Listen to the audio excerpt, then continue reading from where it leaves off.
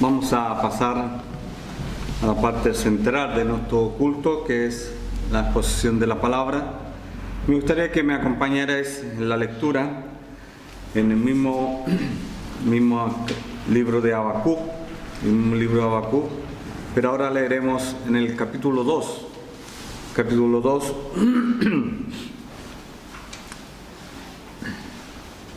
Y leeremos del 1 al 5. Del 1 al 4, perdón. Del 1 al 4. Habacuc, capítulo 2, del 1 al 4.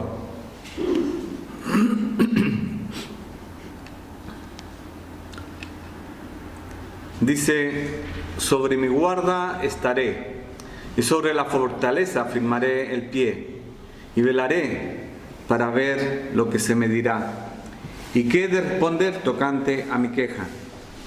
Y Jehová respondió y dijo: escribe la visión y declárala en tablas para que corra el que la leyere en ella. Aunque la visión tarda aún por un tiempo, mas se apresura hacia el fin, y no mentirá. Aunque tardare, espéralo, porque sin duda vendrá, no tardará. He aquí aquel cuya alma no es recta, se enorgullece, mas el justo por su fe vivirá. Amén. Dios de amor y misericordia, una vez más venimos delante de tu presencia y lo hacemos en esa confianza, en esa certeza, Señor, que tú eres el que guía, el que dirige. Tú eres el que conoce la situación personal de cada uno de los que estamos aquí, de los que están conectados, Señor. Y por lo tanto, sabiendo que tu palabra es viva y eficaz y que desde ya, Señor, hace vida en los corazones, te ruego humildemente, Señor, que tú estés visitándonos a cada uno, porque todos somos necesitados de ti, Señor. Y que tú coloques lo que es menester para cada uno, Señor. Todos somos en apariencia iguales, pero todos tenemos también necesidades, Señor.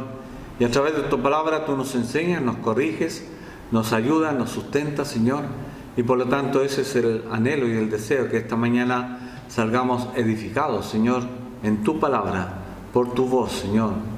Que yo pase atrás y tú pases delante, Señor, porque es la mejor opción, es la mejor manera, Señor, de que tú llegues y habites por la fe en nuestros corazones, Señor.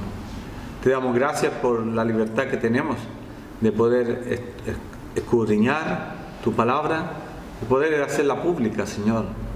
Ayúdanos, Señor, porque quizás vengan tiempos difíciles, Señor, a que atesoremos y guardemos, pero también proclamemos tu nombre. Te lo pedimos y te lo rogamos humildemente en el nombre de Jesús, nuestro Señor y Salvador. Amén y amén.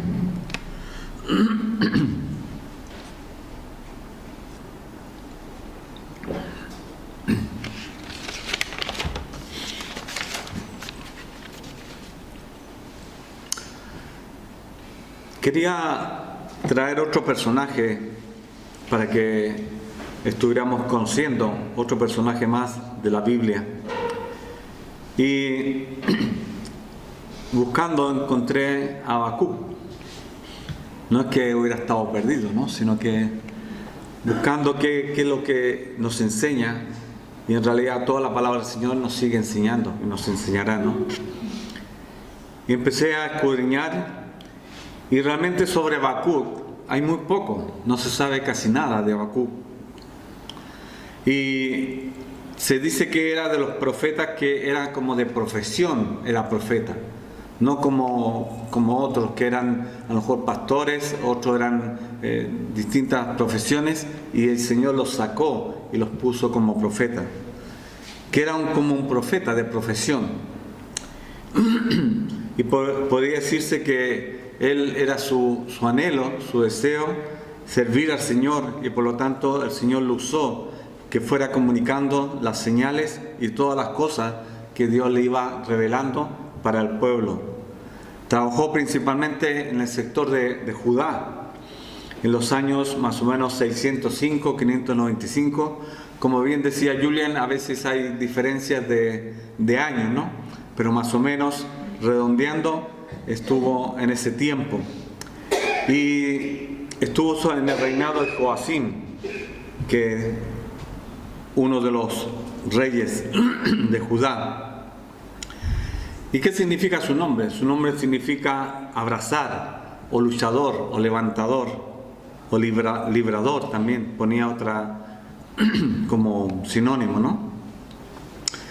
Y predijo la invasión de los caldeos por medio de Nabucodonosor sobre Judá.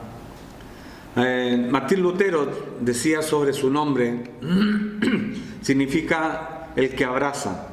Él abrazó a su pueblo y los tomó en sus brazos, como haría cualquiera al tomar a un niño que llora, para calmarle con la seguridad que si Dios quiere, pronto estará mejor.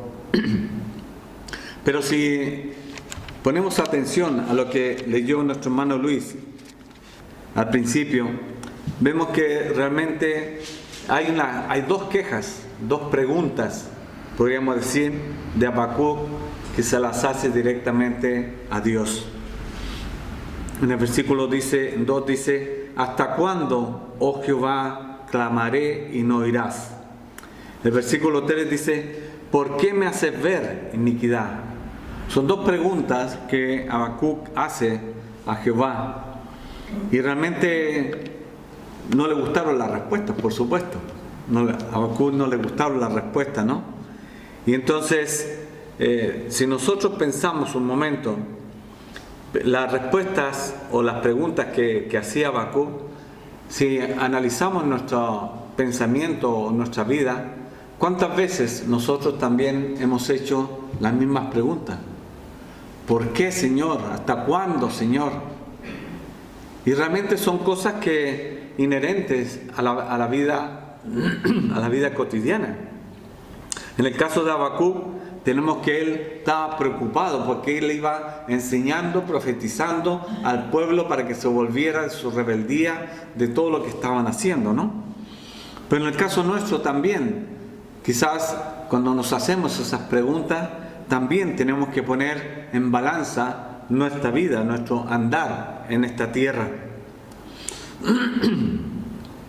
Y vemos que en medio de los tiempos de Habacuc también había esa inseguridad, esa desnivel social, había ese abuso, había esa corrupción dentro del mismo pueblo de Israel, en este caso más centrado en Judá.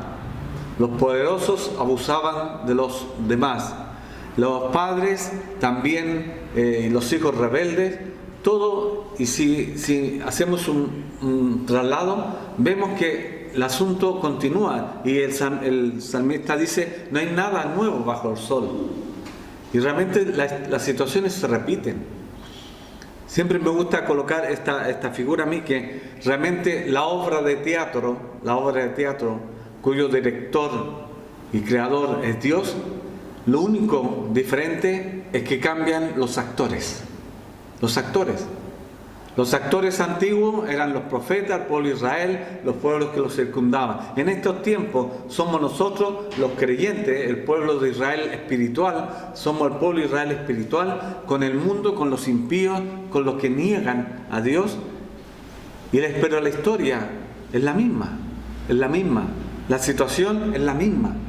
Realmente vemos en estos tiempos todas las cosas que están aconteciendo, y si miramos atrás, vemos que también es lo mismo. Algunas cosas quizás con diferentes nombres, ¿no? ¿Y eso qué produjo en Habacuc? Produjo tristeza, preocupación. Y esa preocupación le llevó a comunicarse con Dios, a preguntarle a Dios por qué. Incluso el título de lo que he puesto de la meditación esta mañana dice: ¿hasta cuándo? ¿Por qué, Señor? Ese es el título. Y quizás sea actual. ¿Hasta cuándo, Señor? ¿Por qué? Y realmente nosotros, quizás en esta mañana también podemos elevar nuestra misma pregunta a Dios, ¿no? ¿Hasta cuándo, Señor? ¿Cuántas veces nos sentimos nosotros en la misma situación? Señor, ¿qué pasa con esta pandemia, con los gobiernos, con la corrupción, con todas las cosas que están aconteciendo? Y es algo que realmente lo tenemos ahí, no tenemos que ir muy lejos. Lo tenemos ahí, a la puerta de nuestro hogar, quizás podríamos decir. Ahora, quisiera que miráramos un poco, a grosso modo, el primer capítulo. La queja o la causa de Habacuc, los versículos del 1 al 4. ¿Cuál era el motivo? La nación había dejado a Jehová, el Dios de Israel. La idolatría, desobediencia, abuso de poder contra su mismo pueblo, usura, corrupción, etc. Y como decía anteriormente, y realmente es fácil hacer la traslación, es fácil hacer el cambio de visión, porque no hay nada nuevo bajo el sol, y es lo mismo que está aconteciendo en estos tiempos, y el Israel espiritual que somos los creyentes, estamos sufriendo la misma situación, las mismas consecuencias, y a lo mejor estamos haciendo las mismas preguntas. ¿Y cuál es? ¿Por qué Dios no castiga? ¿Por qué Dios no castiga, no? Por ejemplo, en el versículo 3 dice: ¿por qué me haces ver iniquidad y haces que vea molestia, destrucción, violencia? Están delante de mí, y pleito y contienda se levantan. Por lo cual la ley es debilitada y el juicio no sale según la verdad, por cuanto el impío asedia al justo, por eso sale torcida la justicia. Yo creo que parece que esta palabra la escribieron ayer. La escribieron ayer. Y nosotros mismos, yo creo que en esta mañana, si pensamos un momento, vemos que realmente es lo que está aconteciendo y es lo que la historia bíblica nos traslada. Y esto fue escrito hace 600 más, casi los 2000, más de 2600 años. Más de 2600 años. Y mira que es actual, ¿no? Podríamos decir que está pasada de moda, pero no, es muy actual, ¿no? ¿Por qué, Señor, no castigas a los malvados? ¿Por qué, Señor, no haces justicia al agraviado? ¿Por qué, Señor, no destruyes al malo?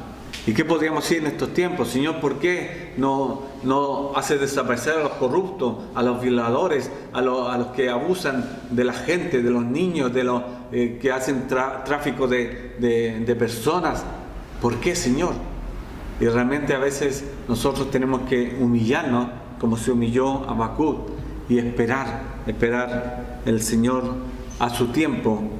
Él hará justicia.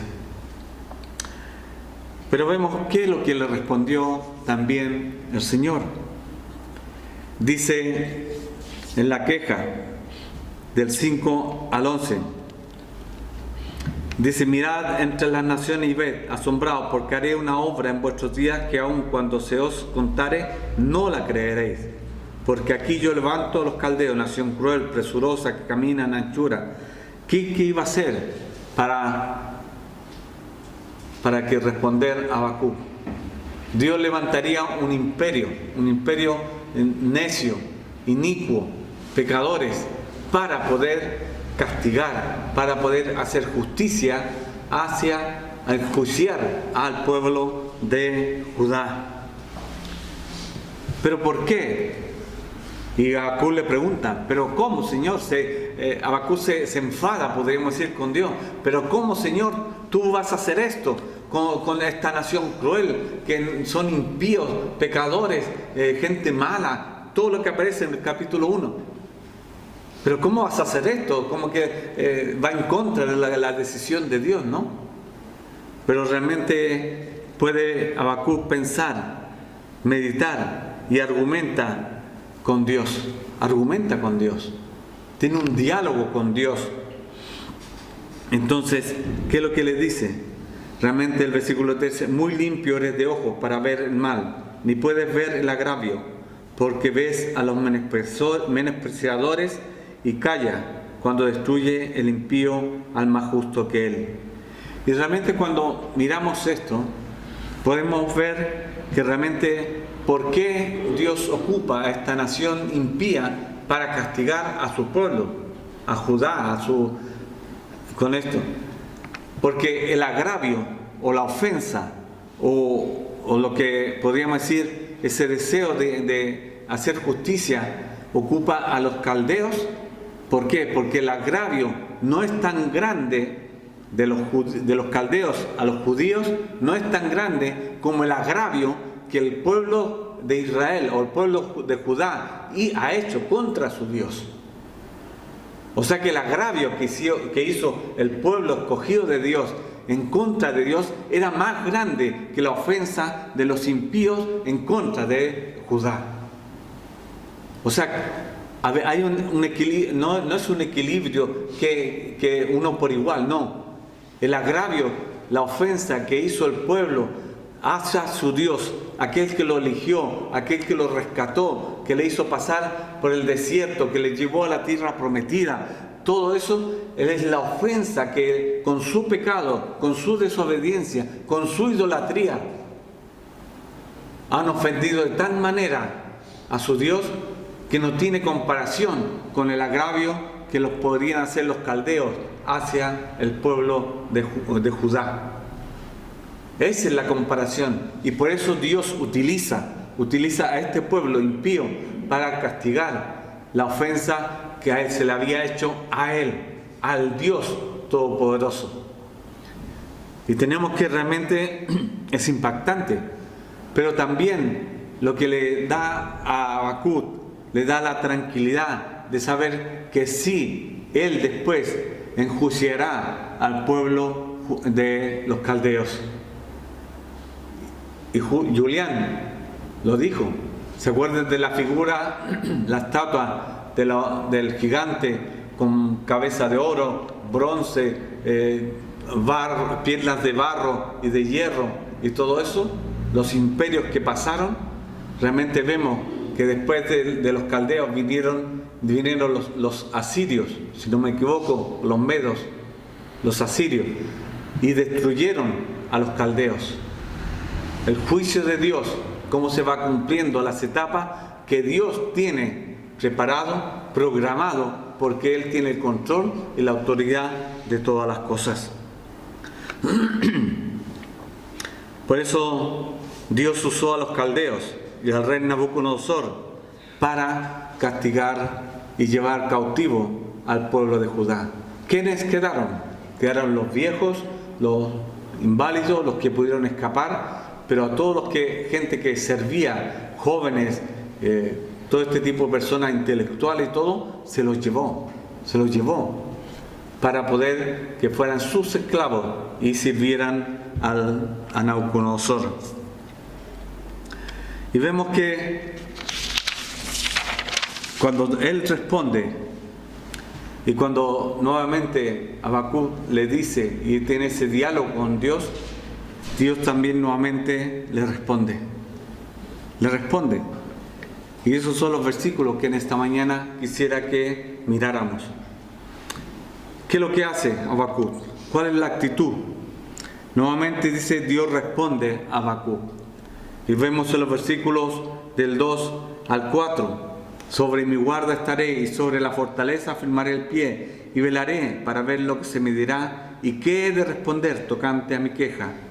Y Jehová me respondió y dijo, escribe la visión y declárala en tablas para que corra el que la leyere en ella. Aunque la visión tardará aún por un tiempo, más se apresurará hacia el fin y no mentirá. Aunque tardare, espéralo, porque sin duda vendrá, no tardará. He aquí que aquel cuya alma no es recta, se enorgullece, mas el justo por su fe vivirá. Esa es la respuesta que le da por segunda vez a Habacuc. Pero ¿qué nos enseña esta respuesta y la actitud de Habacuc? Quisiera que pensáramos un momento la actitud de Habacuc. La actitud de Habacuc. Y realmente eso yo creo que nos debe llevar a nosotros a hacer la nuestra también. Porque es un ejemplo de la actitud que tuvo Habacuc. A pesar que se quejó, a pesar que le preguntó y pudo dialogar con Dios, él toma una actitud la cual que es digna de imitar. ¿Qué dice el versículo 2? Sobre mi guarda estaré. y sobre la fortaleza afirmaré el pie, y velaré para ver lo que se me dirá, y qué he de responder tocante a mi queja. Veamos la actitud. Ya Habacuc, ¿qué es lo que hizo? Ya como que dice, mira, voy a hacer una cosa, voy a esperar. Me voy a meter en mi torre, en mi habitación o en mi lugar preferido y esperaré. Pero ¿cuál fue la actitud de él? Realmente dice, sobre mi fortaleza afirmaré el pie, no su fortaleza, sino que sobre la confianza que tenía en aquel Dios creador y hacedor de todas las cosas. Sobre mi fortaleza, la fortaleza afirmaré el pie. O sea, toda su confianza, todo su peso, podríamos decir, todo lo que él era, estaba afirmado ¿en qué? En que Dios respondería y que él daría una respuesta de acuerdo a lo que él estaba pidiendo. Pero dice más, y velaré para ver lo que se me dirá. ¿Qué es lo que es la actitud de velar? Leíamos el Salmo 130, ¿no? Los guardias en la noche, ¿qué es lo que hacen? Velan, vigilan, están atentos, no duermen, ¿no? ¿Has visto un vigilante en la noche que vaya a estar dormido? Yo creo que no. Bueno, yo tenía algunos compañeros que sí se dormían, pero los castigaba. Pero ¿qué es lo que pasa? El vigilante está con su vista, con sus sentidos, más todavía cuando está oscuro, con sus sentidos alerta para saber, escuchar cualquier cosa que no sea un ruido normal de lo que está acostumbrado. ¿Y qué es lo que hace Habacuc aquí? Habacuc dice, velaré para ver lo que se me dirá. O sea que esperará. Y yo creo que esa es una gran lección. Yo creo que a lo mejor nosotros, tocante a nosotros mismos, a veces nosotros no tenemos esta actitud. No tenemos actitud. Sobre mi guarda estaré. Nosotros, ¿en quién estamos confiando? ¿En quién estamos esperando? Realmente, cuando Habacuc, yo creo que estaba esperando, yo creo que no dice cuánto tiempo esperó. No dice si la respuesta fue inmediata de parte de Jehová o tuvo que esperar cuánto tiempo. Ahí entramos en otra situación, los tiempos de Dios. Los tiempos de Dios. Dios no es el chico de los mandados. A veces lo escuchamos. A veces creemos que oramos y el Señor tiene que respondernos inmediatamente. Como que Él estuviera a nuestra disposición. Y no es así. Él es Dios. Él tiene sus tiempos en sus manos. Él tiene todas las cosas en sus manos. Él da, Él quita. Él provee, Él sustenta, Él abre, Él cierra. ¿No dice la palabra así? Que Él es el que gobierna y dirige todas las cosas. Y en todos los tiempos. Y en todos los tiempos. Por lo tanto, ¿cuál es la parte para nosotros? Es que nosotros podamos imitar, no a lo mejor a Habacuc, pero imitar la actitud de Habacuc, de esperar en el Señor, de confiar que Él tiene los tiempos en sus manos, que Él responderá tocante a mi queja, dice el Habacuc, ¿no? ¿Qué responderá tocante a mi queja? ¿Cuál es mi queja? ¿Cuál es tu queja en esta mañana? A lo mejor tenemos quejas o preguntas o peticiones parecidas, pero ¿qué es lo que Dios te responderá en su tiempo? Incluso los silencios de Dios a veces. El silencio de Dios es una respuesta. Lo que pasa es que nosotros no entendemos. Por eso aquí Habacuc pide que el Señor le dé esa capacidad para que él pueda entender y comprender. ¿Y de dónde lo hace? En el apartarse, en el estar solo, en el estar velando, esperando lo que Dios le dirá. Pero eso es una actitud de humildad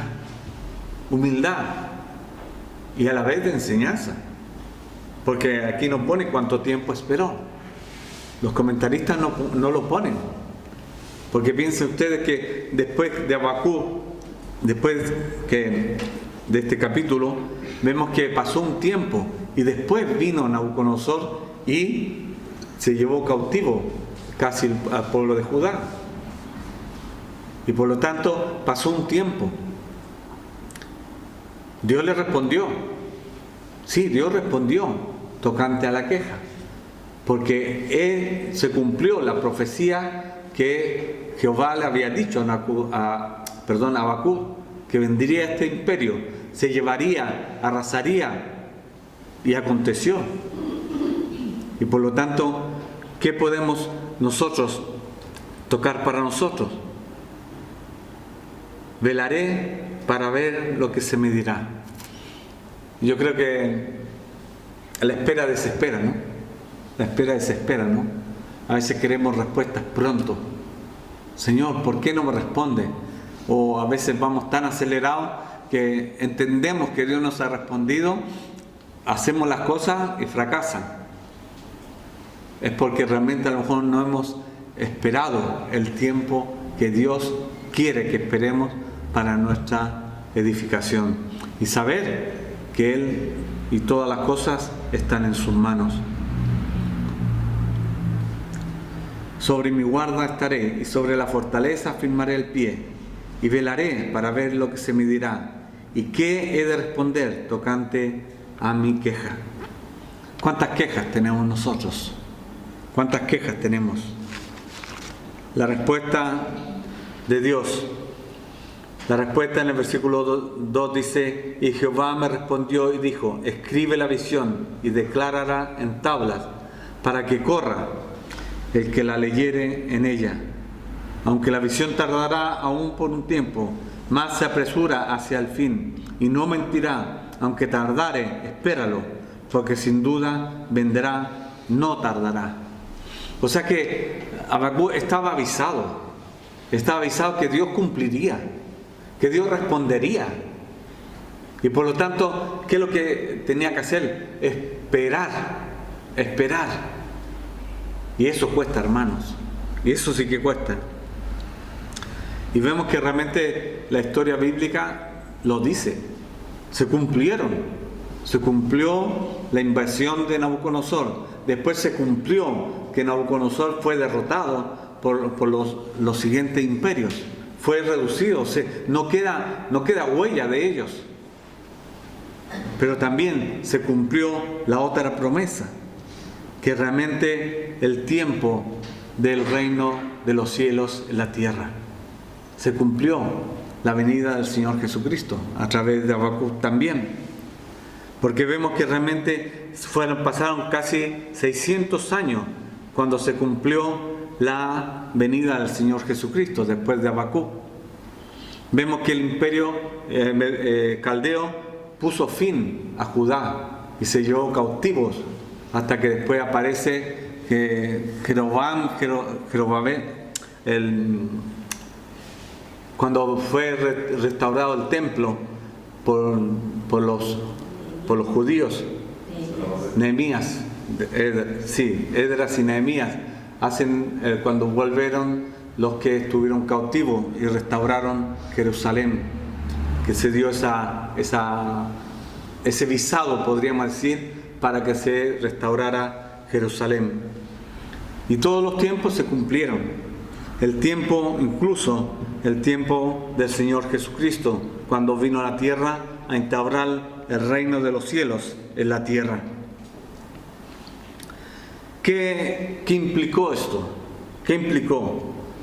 Implicó en el sentido de Habacuc, implicó paciencia, esperanza, confianza, fe en aquel que lo prometió. ¿Y cuál es la otra cara de la moneda? Los incrédulos, los que no creían en la promesa, los que no creyeron en lo que Habacuc proclamó. Los incrédulos, soberbios, orgullosos, rebeldes, negaron. Y eso pasa incluso en la actualidad. Y a veces también nos ataca a nosotros mismos también. ¿Nosotros qué esperamos? Esperamos la segunda venida del Señor Jesucristo. Esa es nuestra primera etapa, ¿no?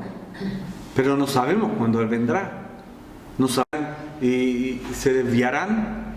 Hay muchos, pero para los impíos peor, porque realmente ellos creen que no acontecerá nada, que no pasará nada, y no creen en el Evangelio, no creen lo que está estipulado en la Biblia, y para ellos habrá una condenación, la cual realmente será un llanto, un dolor, que dice que tendrá principio, pero no tendrá fin.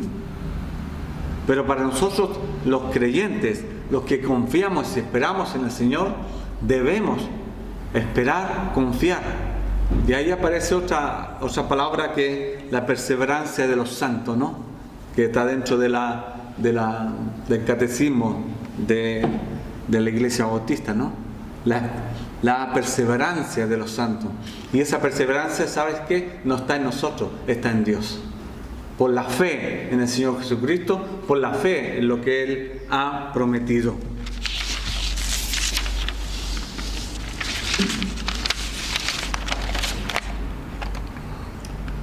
Pero también encontramos que en la primera visión que se cumplió con la venida del Señor Jesucristo y el cumplimiento de la invasión de Nabucodonosor, el Mesías prometida que el pueblo judío esperaba con una idea de un rey de poder, ¿no?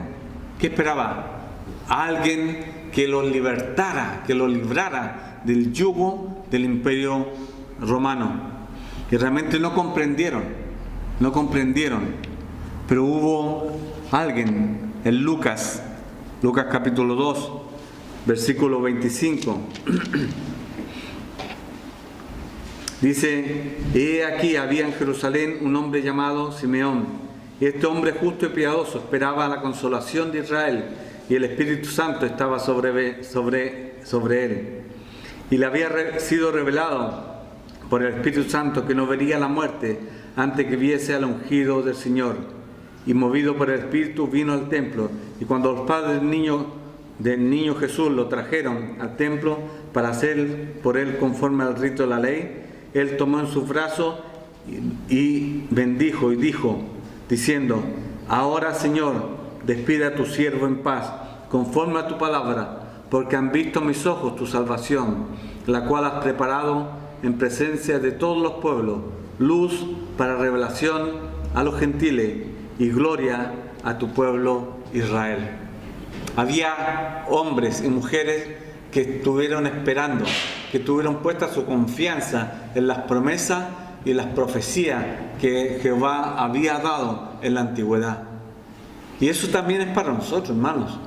Nuestra confianza, nuestra seguridad debe estar en las promesas que están en la palabra de Dios, porque realmente se cumplirán, se han cumplido, se cumplirán. Por lo tanto, esta mañana quisiera transmitir que nos animemos mutuamente, porque somos necesitados de esa palabra de ánimo, somos necesitados de ese, quizás, hermano, estamos orando por ti, hermano, ánimo, hermano, sigamos adelante. La lucha es desigual. El mundo, la actualidad, cada vez va más en contra de lo que pide la palabra del Señor. Salen leyes que realmente van en contra de lo instaurado por la palabra de Dios. Las familias totalmente disgregadas van en contra de la base que Dios ha instaurado. La familia como ese cuerpo, como ese vínculo para fortalecer lo que Dios quiere del ser humano. Pero la obra que está haciendo Satanás, por supuesto, con los impíos, realmente es una obra que realmente a veces a los creyentes nos entristece, nos agobia de ver cómo está el mundo en la actualidad. Y por eso a lo mejor nos podemos sentir identificados con Habacuc. ¿Por qué? ¿Para qué? Señor, ¿hasta cuándo? ¿Hasta cuándo? ¿Por qué no me llevas? Ay, hermano, ¿por qué no me llevas ya, Señor, para seguir viendo todo lo que hay? ¿Por qué no me llevas ya, Señor? Y realmente es comprensible, podríamos decir, es comprensible, pero realmente, ¿qué podemos decir? Saber que los tiempos del Señor no son nuestros tiempos. Y hay una segunda visión que se repite del versículo 4. Dice: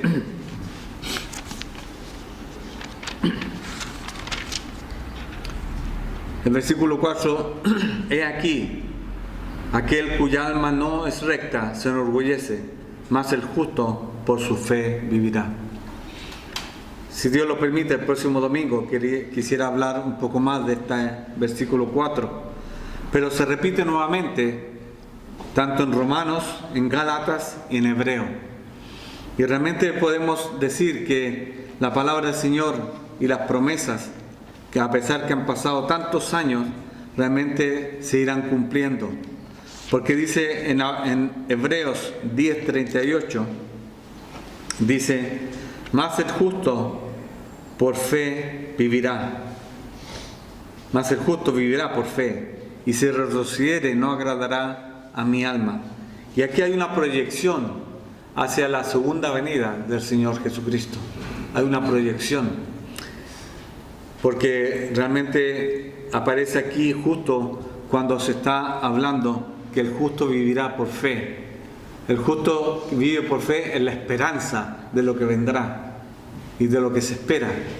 Y por eso aquí aparece en Hebreos, que Dios mediante lo miraremos, para que haya una proyección de saber esperar, de tener puesta nuestra confianza, nuestra seguridad en la roca de los siglos, en aquel que lo prometió, que Él se cumplirá. Y el Señor vendrá en la segunda venida, y vendrá por los suyos, y habrá justicia, habrá juicio para todas las naciones y para nosotros. Pero gracias a Dios, nosotros estamos escondidos, protegidos y avalados por la sangre del Señor Jesucristo. ¿Y qué habla de los orgullosos? Realmente me llamó la atención cuando lo miraba. Y realmente, primero que nada, el orgullo es pecado, ¿no? Y es muy natural en el ser humano. Así cayó Adán, y nosotros lo heredamos también. El orgullo es irrazonable. Aquí hay algo que realmente me llamó la atención, y lo decía en un principio. Decía que nosotros somos orgullosos y irrazonables muchas veces. ¿Quiénes somos nosotros para que Dios se haga nuestro criado y tenga que atendernos en el momento que nosotros queramos? ¿Quiénes somos nosotros? No somos nada. Pero incluso el orgullo, ¿sabe lo que hace? El orgullo hace rechazar la salvación por gracia mediante la fe en el Señor Jesucristo. Cuando predicamos el Evangelio, cuando estábamos en la playa, ¿cuánta gente pasaba como que decía un desprecio a ese regalo, un desprecio a la mejor opción del reino de los cielos en la tierra, la salvación por medio del Señor Jesucristo?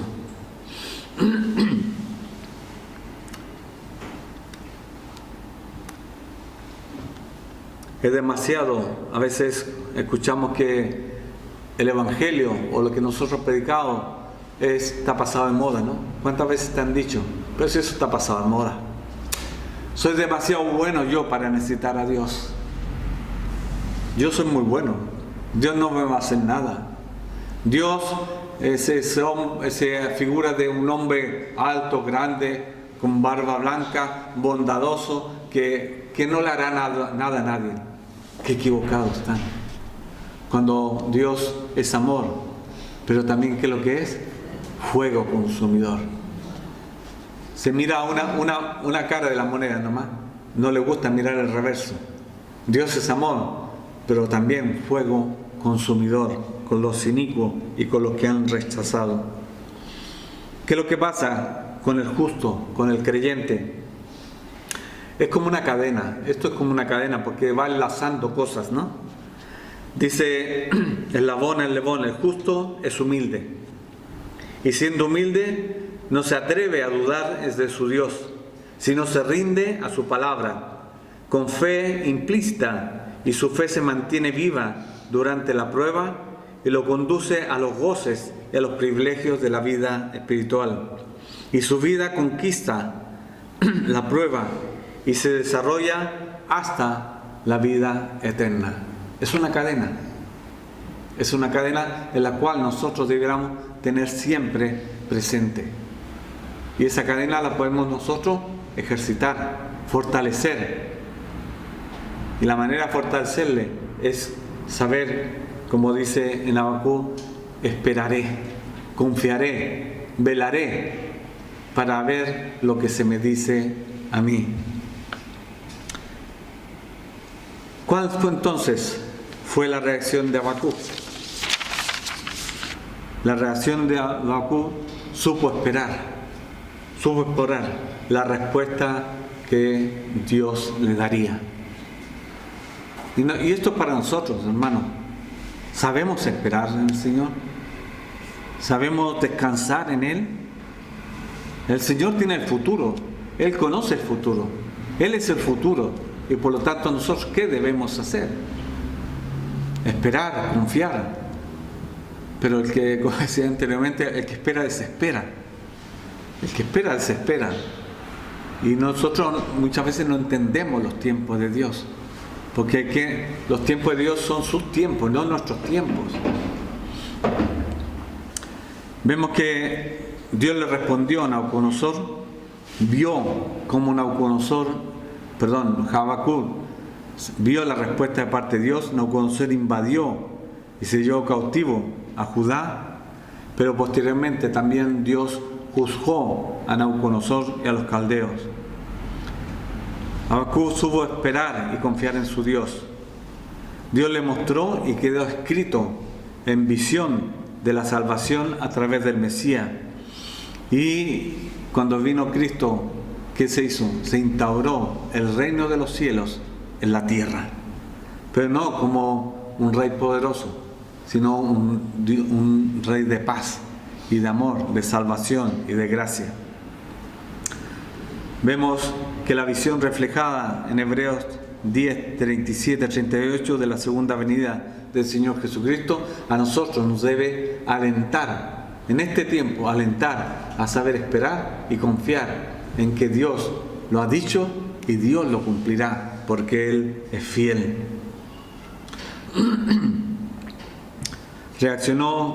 ¿Cómo reaccionó Habacuc? Si tenéis tiempo después en casa, os invitaría a que leyerais el capítulo 3 de Habacuc. Hay una oración de Habacuc. Yo te leeré unos 2 versículos.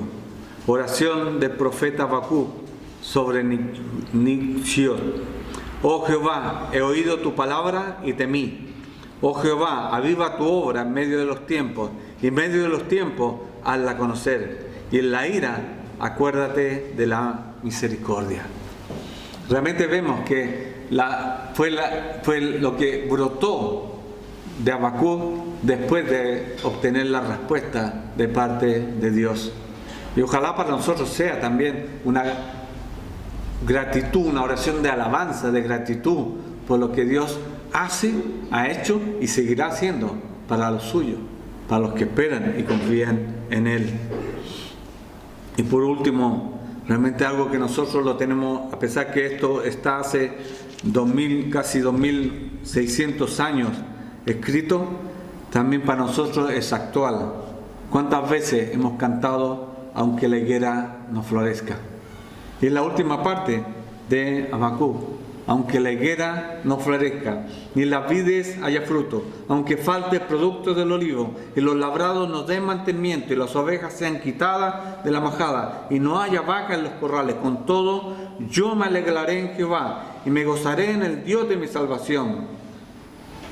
Jehová el Señor es mi fortaleza, el cual hace mis pies como de sierva, y en mis alturas me hace andar. Amén. Hermano, hay una opción, sí. ¿Qué podemos ser nosotros? ¿Humildes o orgullosos? Sí, somos creyentes, pero tenemos esta lucha, tenemos esta dualidad. La vieja naturaleza y la nueva naturaleza es una lucha constante. Ahora que el Señor nos ayude a poder estar siempre confiando y descansando en el Señor. Que en esta mañana Él nos siga hablando. Él conoce lo que te acontece. Él conoce lo que tu gemir, Él conoce tu queja, Él conoce tu pregunta, Señor, ¿hasta cuándo? ¿Por qué? Él la conoce. Pero debemos ser como Habacuc dice: sobre mi guarda estaré, y sobre la fortaleza afirmaré el pie, y velaré para ver qué se me dirá, y ha de responder tocante a mi queja. ¿Qué decimos siempre? Lleva todo delante del Señor, todo. Y tengo que reconocer que es difícil, hermanos. Es difícil porque tenemos esa lucha, y esa lucha la llevaremos hasta el fin, hasta cuando nos saquen, como digo yo, con los pies por delante, o el Señor venga. Y que el Señor sea glorificado, y para Él sea honra y gloria. Amén. Oremos.